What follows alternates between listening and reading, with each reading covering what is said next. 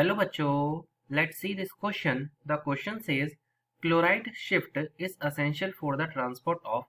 हमें यहाँ पे चार ऑप्शन दे रखे हैं। पहला है carbon dioxide and oxygen, second है कार्बन डाइऑक्साइड, थर्ड है nitrogen and last is the oxygen. चलिए स्टार्ट करते हैं अपने की कॉन्सेप्ट के साथ। चीज़ों को समझने की यहाँ पे कोशिश करते हैं। अगर हम बात करें पर्टिकुलरली क्लोराइड शिफ्ट की, सबसे पहले हम जानते हैं क्लोराइड शिफ्ट होता क्या है। क्लोराइड शिफ्ट को समझने की यहाँ पे हम कोशिश करते हैं।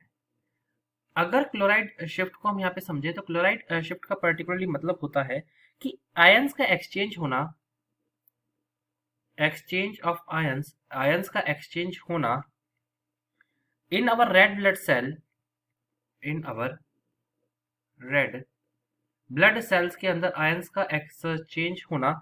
ये इसका मतलब क्या है? In order to ensure no buildup of electric charge, जिसकी वजह से कोई इलेक्ट्रिक चार्ज बिल्ड ना हो सके।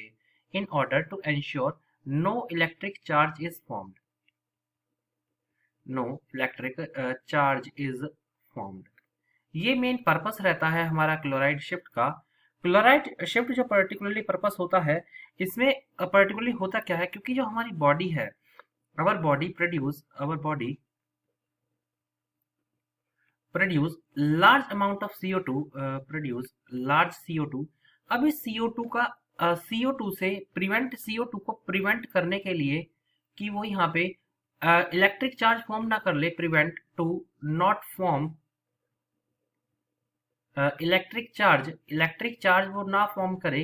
इस वजह से होता क्या है, ये फिनोमिना हमें देखने को मिलता है जिसे हम कहते हैं क्लोराइड शिफ्ट।